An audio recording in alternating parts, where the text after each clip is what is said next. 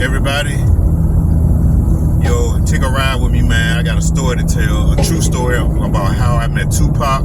Not that I only meet him, but I worked with him, I produced him, I hung around him, and everything. From the day one, I'm going to tell you how it all happened. And this is a true story. I know a lot of people trolling and making up stuff, making up stories since he's dead and everything, but if you look at the credits, if you look at the Are You Still There album, track 3, you would see my song, Hold On, Be Strong, produced by Chew the Specialist. Vance Branch is my real name, so I'm very legit. I got credits, I got plaques on the wall and everything, so this is a true story. It's not nothing really long, so I just thought I'd take you guys on a trip with me as I head to the mountains.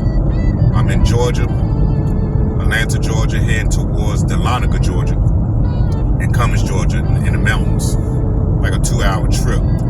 But the story is not gonna be that long, so I thought I'd record this first time of doing a video like this. And yeah, just come with me, man. I'm jamming to some Parliament folk in the background. I hope I got it real low so it's not too loud as I tell you my story of how it all started, of me producing music for Tupac. Alright, so it started like in the early 90s, man, when hip-hop, the 90s was a great time for hip-hop. And a lot of the rappers back then, they was doing these rap records. Some of them was getting like movie deals and everything, man. It was a dope time for the era of hip-hop. And me coming from Richmond, Virginia, I was around a bunch of music, a musical family, so I'm always around music people. And in high school, I was a high school DJ. So after I graduated and everything, I wanted to make music. I wanted to produce, but I didn't have no equipment. I just had DJ equipment. So I'm gonna just fast forward to the Tupac situation. So my cousin and I was working at this restaurant that he owned, Calvin Anderson in Richmond, Virginia. We in our early 20s, you know, I'm talking like maybe 20 years old, 21. And we was closing down the restaurant one night when we seen a group of guys coming down the street. It was a whole entourage of guys, you know. One of them had a bet. They had baseball caps on, flipped backwards, with like some gangsters. We wasn't sure, you know, who these guys were, but they was walking towards the restaurant, my cousin home, our restaurant. And as they were coming down the street, it was pretty dark, you know. I noticed Tupac in the middle. Back then, he wasn't as big as a star. He was just starting out, so it was more like he had the movie Juice was out, and he had one album out. His first album, Apocalypse. Yeah, Apocalypse was the album he had out.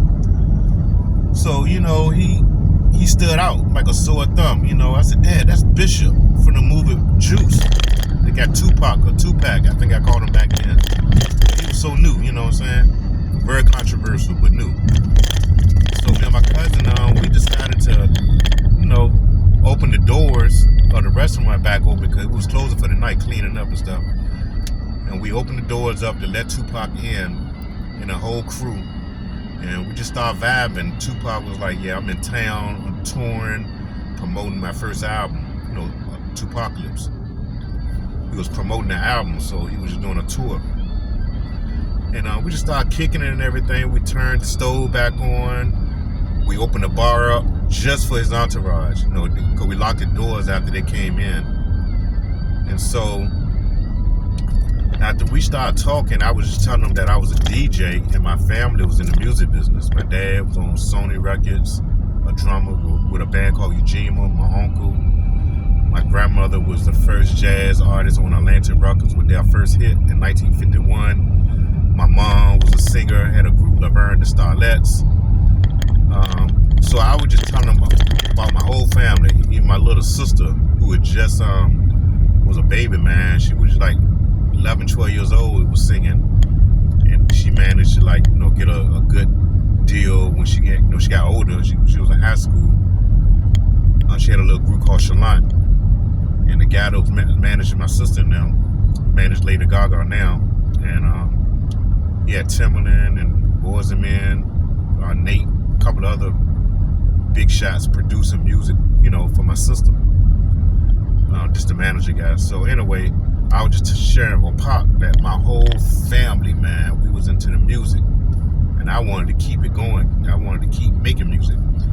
So Tupac was real cool, man. He would listen to everything I had to say. He was drinking beers, and I remember one time, not one time, but that same night, I made a comment to Tupac, like, man, you sure you want to eat that sandwich? Man, you got to perform tonight or whatever.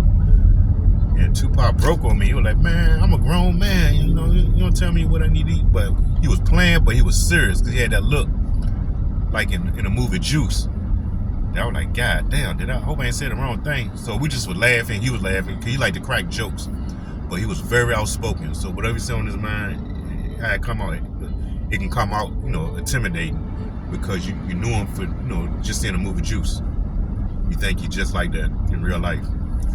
A lot of the actors, like if you meet an actor and you see him on TV, you might project that that's how they really are. Some of them do. Some of them, it's the opposite. It's just acting. But Pop, he acted like he was that same guy that you see in the Juice. Real cool though, real humble. Joke a lot. So we joked all night even about that.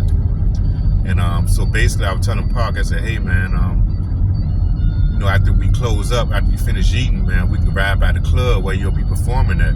Because he wanted to see how the club looked. Like, or either before sound check the next day or something like that. So anyway, I was driving at the time. Tupac and two of his entourage members got in the car that I was driving. Tupac was sitting in the middle of my back seat of the car I was driving. I was driving my aunt's car, I believe, because I didn't have my own car then. I think I was like 20 years old. And my cousin Kevin was in the passenger seat. And Tupac was in the middle in the back seat cracking jokes still. He cracked jokes all night. So we rolled by the club and we was calling girls over to the car. We're like, hey, we got Tupac in the car. Tupac was hollering out the window and everything. Girls coming up to the car. They trying to hug him and kiss him. We got traffic stopped, backed up everywhere.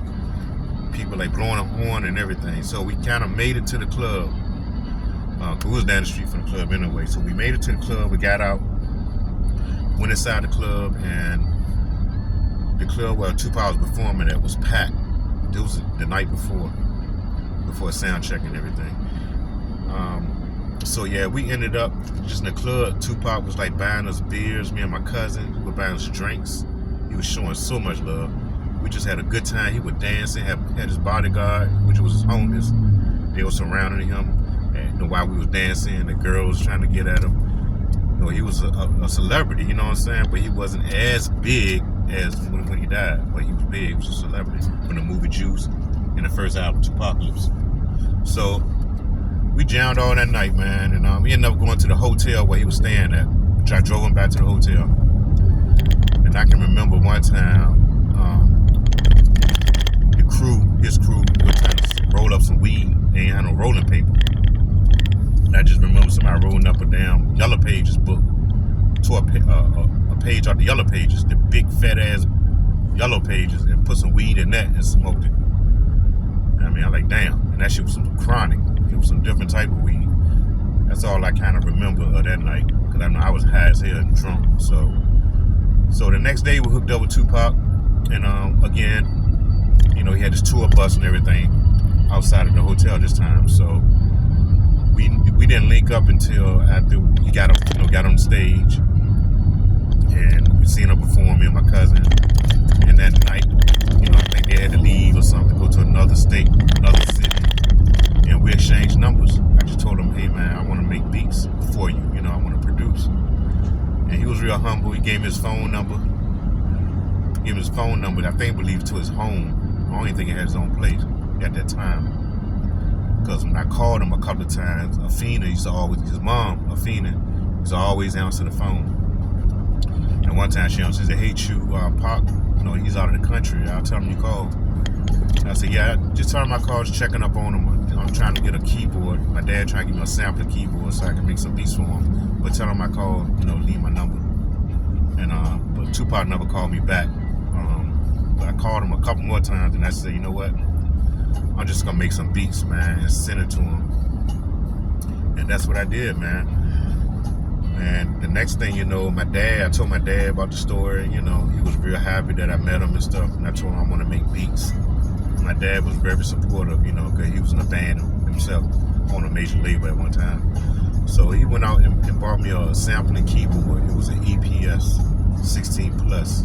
This before the ASR 10. He bought me that keyboard, and I started making beats, learning how to make beats on that machine, making beats. I was banging beats every day, all day. I mean, I just like leave work just to make beats, man. I just like come on lunch breaks and make beats. Wake up in the morning, make beats. Come home from work, make beats. Never did the social life thing. I just started working on beats, working on my craft, because I wanted to make beats and send to Tupac, you know, whoever. So back then they had cassette tapes, and I put beats on cassette tapes. I put a lot of beats on these cassette tapes, and I would write on the actual cassette tapes, because back then you could write on the tapes. I wrote tracks for Tupac, $1,000 a track. Back then I didn't know really too much about price and tracks, so I thought $1,000 was a lot of money. Actually, it was to me in the early 90s. You know, it wasn't no internet, no YouTube. There was no way to kind of like, you know, get information, accurate information real fast. So I had $1,000 I want for these beats with Tupac, and I wrote it on the cassette tapes. So I used to mail tapes to him, to his house. I got the address. Then I used to mail beats to his record label. At the time, it was Interscope. I used to mail beats all the time. I forgot how many times I sent beats, but I know I used to make a lot of beat tapes for Tupac and send them to him and try to follow up, but he was always out of the country or either on tour in the States.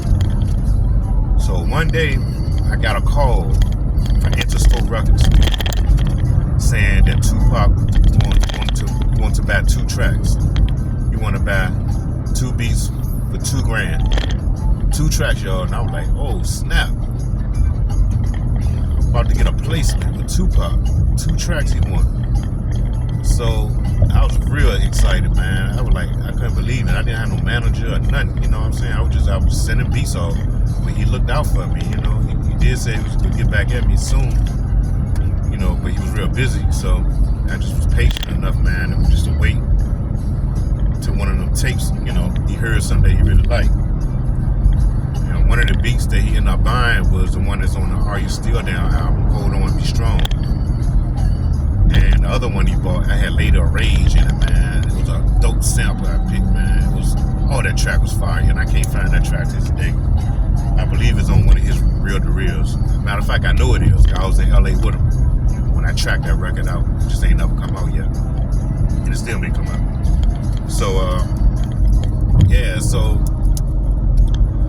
the next thing, you know, after I got the call, I went and got an attorney from Richmond, Virginia, and he was supposed to be an entertainment attorney. You know, Richmond back then didn't really have no good entertainment attorneys because it wasn't like popping back then with entertainment until later, you know, later during the years.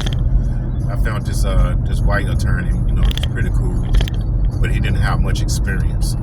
So he negotiated my deal, my first contract with Tupac, Interscope Records, and we ended up just doing $1,000 per track, which was $2,000.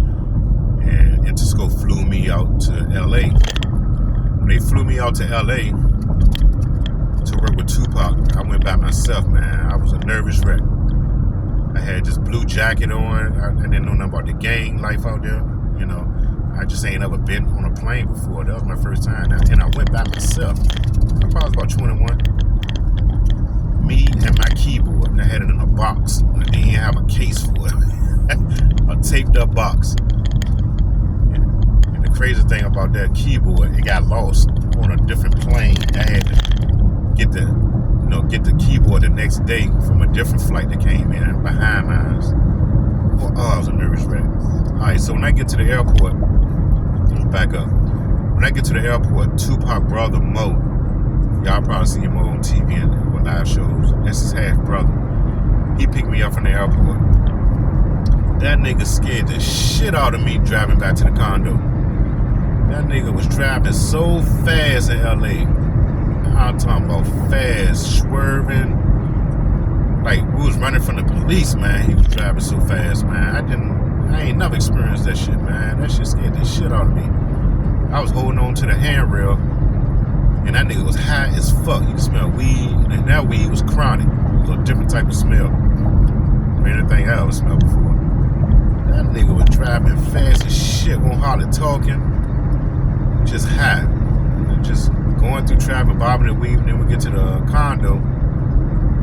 You know, we went up to the elevators and we went into the room, and Tupac right there in the living room. Him and his crew, you know, they laughing and joking around, drinking. And Tupac had these papers on the coffee table. And I glanced at it. It was some HBO movie shit, man. It was like scripts from HBO. He was reading over different scripts, man. I'm like, oh shit, this shit is crazy. This shit is real. You know what I'm saying? So Tupac, he was happy to see me again. We hugged. And I took some pictures of that moment. Those are pictures that I got up on my Facebook. We ain't got no shirt on it. So we took pictures together. You know, we had this chick take the pictures, and she was so starstruck being there. She kind of cut me out the picture a little bit. But the pictures are on my Facebook. So we took that picture. We also took some other ones later. I get into the story about the studio. Yeah, so we were just kicking it, man. And I remember being in the condo, and the phone rang one time, and Pop was like, yo, Chew, answer that for me. And I picked the phone up, and it was Tretch for Northern by Nature. I was like, yo, hello? Yo, this Tretch. What, Pop? I was like, yo, Pop, yo, Tretch on the phone. And I hand him the phone. You know what I'm saying? So I lived that moment, you know what I'm saying? This is all real too, man. So that's that same evening, Pop was like, yo, man, you want to bounce down there to Snoop Dogg shooting a video? You want to bounce? Go to the video shoot? I was like, hell yeah. So we get in the whip. You know, he had like 2-3 cars following each other. I got in the one with Pop. I was sitting behind Pop in the passenger seat. And I'm just blown away from the LA life, man. I never been to LA, you know. So we rode up on this video shoot. And we seen like everybody dressed like in the 70s. I was like, what kind of fucking video is this? It was Snoop Dogg shooting this video, Doggy Dog's World. So I got out, me and Pop all just walked up to the video set, and I met everybody, man. Snoop, Dr. Dre, me and Dr. Dre. I got his phone number, we exchanged numbers. I think I had a 2-way pager, and we exchanged information like that. I met Rerun from What's Happening, took a picture with him. Eddie Stubbs, I think his name is. Dolomite. Took pictures with him, kicked it with him for a minute. And a bunch of beautiful women. Man, the women was beautiful. And they were dressed like pants, real, man. The bell bottoms, some had on booty shorts. Man, it was a crazy, crazy vision, man. It was just like being in a Soul Train, you know what I'm saying? But the women had shapes. They had nice figures, hips, nice thighs. I mean, they were dressed like the 70s for real for the video shoot. So we didn't stay for the whole shoot, you know, because they were going inside this building to shoot some more footage, you know. So we ended up leaving. I ended up going back to the hotel. Well, we ain't in a hotel, it was a condo. And I was so fucking nervous, man, because one, my keyboard, I didn't have my keyboard. Like I said, it got lost in the luggage shit. It was on a different plane, so I had to wait till next morning to get my keyboard. So all I could think about, please let my keyboard be on that plane in the morning. So therefore, it got delivered. Somehow, Tupac got to deliver the keyboard the next morning before our studio session. I was like, thank God. That morning I woke up, heard that knock on the door. It was my keyboard. So yeah, so we ended up going to the studio the next day, man. Big ass studio. I think it's called Westlake Audio in LA. Some of y'all might know about this studio. Big ass studio. And the studio, it was Shock G. You know, he was on the mixing board when I walked in the room. We had Tony was the mix engineer, mixing my record. And Stan, the guitar man.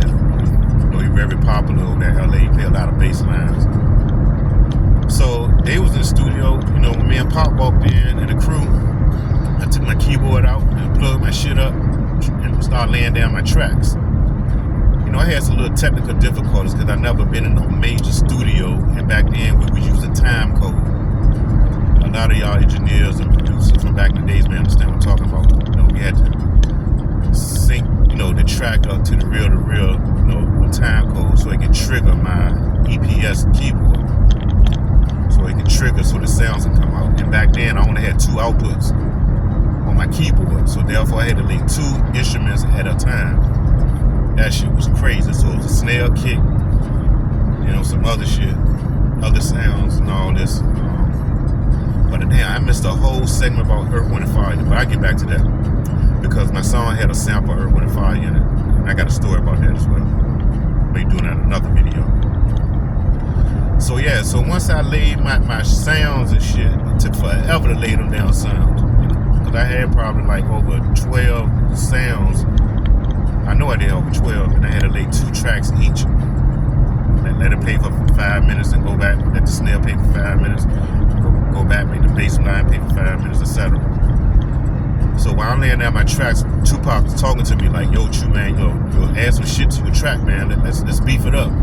Play some sounds, like add some more shit. Matter of fact, Stan the guitar man was like, let me play the bass line over. So he played my bass line over. Like, he played exactly how I had it, but he gave it that real feel, because it was a jazz bass for the bass line. So Stan the guitar man put that bass line on it, man. And some problems we had with samples, man. Like, it was crazy. Like I had a Anita Baker sample and a Sade sample. Tupac said, yo, we may have problems clearing these samples because Anita Baker don't really like me. Her and Dionne Warwick don't really fuck with me like that. And Sade, she hard to clear samples back in them days. So we end up taking Sade off the record. And some little parts of Anita Baker. There's a part that she said, baby, baby. But Earth, Wind & Fire was cool. They let us use their sample because I sampled the Earth, Wind & Fire joint. The song is called I Write a Song for You. And Tupac met Earth, Wind & Fire, Philip Bailey and them. Seen them in an elevator somewhere in Vegas. And told them that he's flying me in town and they got a producer that sampled a little piece of that record and he want to use it for a song. And Earth, Wind & Fire, one of the band members, I think it was Philip Bailey, what Tupac said, okay, yeah, cool, just send over the split sheets. So long story short, I do have split sheets in my name. Well, not in my name. I got split sheets in my hand with Philip Bailey name on it. Maurice White and other members of Earth, Wind & Fire were points that I had to give them. Like it's percentages. Whenever you sample somebody's record, you got split percentages with everybody. So I think I had 30% total. Tupac had 25%, and the rest of the publishing companies had their little parts in it. Earth, Wind & Fire, etc., etc. So a lot of stuff I'm trying to remember exact, but I know I might be off a little bit, but yeah. So it was the splits was kind of crazy. It was real dope. I got a good portion of percentages for my royalty rate. So anyway, so back to the studio joint. So as I lay in my tracks, we took some vocals out. Like I said, we took out some Anita Baker, we took out some Sade, left a little bit of Anita vocals in, and the track wasn't really finished, man. But anyway, Tupac laid his vocals. He went in the booth, and I was real frustrated. I remember being real frustrated. And Tupac on the song, you listen to Hold On, Be Strong at the beginning, he strike a lighter, and wait, he had a blunt in his mouth. He strike it and said, don't worry, don't trip, baby, everything will be all right. You get better. He was talking to me because I was frustrated over the sample stuff, over the technical stuff on my keyboard, syncing it. It took forever. And he was talking to me. So whenever I hear that record, Hold On, Be Strong at the beginning, it brings tears in my eyes, man, because he was talking to me, you know what I'm saying? He looked me right in my face and said them words. I'm behind the mixing board with the engineers. So when he said that, man, it like really, really, touched my heart. At that time, it didn't, because I was still frustrated, man. I should have been happy to work with him, but I was happy and honored and glad to be there, but nervous at the same time. You want everything to go right. You know what I'm saying? I'm young. I'm by myself. I'm in LA, and I took some puff of that chronic, man. So I was paranoid. Kind of felt out of place, man. The gang shit was real. There was a bunch of gang members around, man. Tupac told me to work because he down with the Crips and Bloods at that time. I had a blue coat on, so I guess I was straight. But you know, when you're in the music business, when you're young, you want everything to go right. You want to make sure your money, you get paid, you know, getting paid your money. You want to make sure the contract's straight. At the same time, you know, I had a family, man, back in Virginia. I had a daughter, my little daughter, and you know, the girlfriend at the time, you know, and a 9 to 5. So I won't even think about the 9 to 5, but I knew I had to come back home to work, you know, because royalties and money takes a long time before you get paid. Probably took like a year before I really seen some money. And my first check was for $50,000, $50,000. My first check from Tupac. Then everything else was just rolling. So back to the studio joint. So anyway, yeah, it was laying that tracks, man. Tupac was laying his vocals. Hold on, be strong. When it's on, it's on. And Stretch got in the studio with him in the boat. Stretch came in the booth. Stretch Armstrong, and he ended up doing this on his parts on the hook. And then you got Shock G, you know, he engineering, him and Tony, all three of us at the mixing board, because the mixing board long as fuck. A big ass mixing board. So all three of us on the mixing board. I didn't really do too much, you know. I was more concerned with the tracks, man, getting laid. The engineers, I let them handle all that shit, the reverbs and all that. I'll just tell them how I hear it, how I want it, and they'll do it. I was like, bring Earth, Wind & Fire up, son. Bring that level up. You know, bring the bass line up. Turn the drums down. You know, it was like that, you know what I'm saying? And Pop was laying vocals. Pop laid a lot of goddamn vocals, man. He stacked vocals like I never seen before. So he was stacking the joints. He was a master, man, of laying vocals. You know, he had his paper and pen. He was just rapping his ass off, man. Hold on, when it's on, it's on. And I said, oh shit, this is gonna be a radio record. You know, it's positive. It's very uplifting. Cause he told me at the condo, he wanted my record to be like a real positive song, you know. Cause he wanted to blow me up, man. Pop was crazy about me. He also wanted to sign me to Thug Life. So in the studio, you know, he laying his vocals, and then I started getting real sleepy, man, at the end of the night. I remember falling asleep on the goddamn couch, because I got up from the mixing board, and there was a couch right behind us. And I sat beside Stan the guitar man, and everybody was like just fucking tired. Pop was still fucking rapping. So I remember Tupac hit me on the leg, like, yo, Chew, wake up, bro. He said, you can go upstairs, man. You know, he's a little more quiet up there. You know, when you tired, you go get your rest. You know, I was tired from the flight and shit the following day. So I went upstairs, man. Goddamn, it was a fucking party up there, man. That bitch was like goddamn Snoop Dogg video, gin and juice, like a party, man. It was fucking women everywhere, and the niggas was everywhere. They jamming. I said, how in the hell I'm gonna sleep up here? They had a little room with a couch and bed in the studio, so I sat down and I tried to go to sleep, man, but really I just kept one eye open. I was just looking around, man. I couldn't sleep in that shit, man. It was just so loud. So I ended up going back downstairs to the recording room. I opened the door, and Tupac still motherfucking rapping. He was laying so many goddamn verses and songs, man. He was just still recording, man. Then he did a Shock G joint, though. Yeah, Shock G, yeah, he did one of his records. That shit was so fire, man. He's on one of them songs on Are You Still Down album. All right, so he ended up recording that joint. The same night he recorded mine.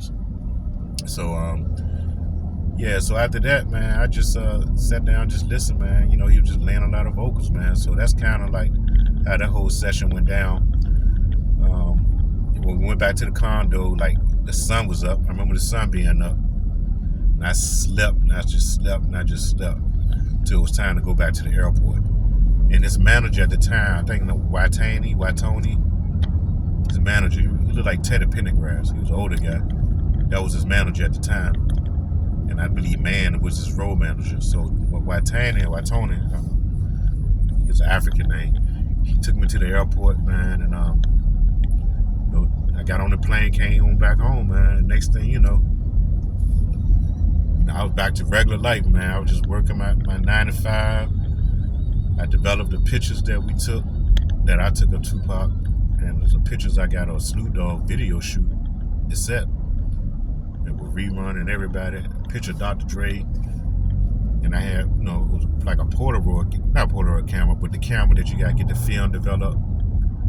You know, I had a lot of film I had to get developed. I got all that shit done when I came back home. It was like a dream come true, man. You know, the record didn't never come out because, well, it came out eventually, but Tupac got locked up. And I'll tell you a story about that, how I used to write him and stuff. He got locked up. Then Suge got him out of jail. And he went to Death Row Records. And so that's a whole different video. By that time, I was working with RZA, Wu-Tang. Yeah, RZA had heard about me through his cousin, and I started doing work with them. But that'll be another video. So anyway, y'all, sorry about the stuttering. I had a mild stroke in March, like a couple of months ago, and my memory and my speech got kind of jacked up. I'm trying to get it back. So I'm sorry about the stuttering. But that stroke, man, I can't believe I had a stroke at 54, man. You know, just make sure you take care of your health, man. Drink a lot of water. Don't take your health for granted. Lesson learned. Alright, so in the meantime, I hope y'all enjoyed the story, man. I'm driving to the mountains right now. The next video, I'll probably have a scene of the mountains as I get closer. I just thought I'd take it with me. And like, subscribe, share this video. Turn on the bell notification. I'll be dropping a lot of beat videos, just tracks I be doing, messing around. I'll be dropping tracks, groups I produced over the years, new stuff, old stuff. I'll probably I produced some of the records I did with Tupac, Ghostface, Takitha, Shaheem. Some of them already up on his YouTube channel. In the meantime, y'all have a blessed day, man. I hope to meet some of you guys. You know, if you leave us a comment, I'll do my best to get back to each and one of you. And I'm going to try to go live sometime, making beats, just talking to you more. Like I said, I apologize for my speech, my stuttering, or my forgiveness. I had a stroke, but I'm doing a whole lot better now. I had a stroke 2 months ago. I was lucky. I could have died, man. I was being paralyzed. And I'm here with you guys driving, talking. All right? Peace and blessings, y'all.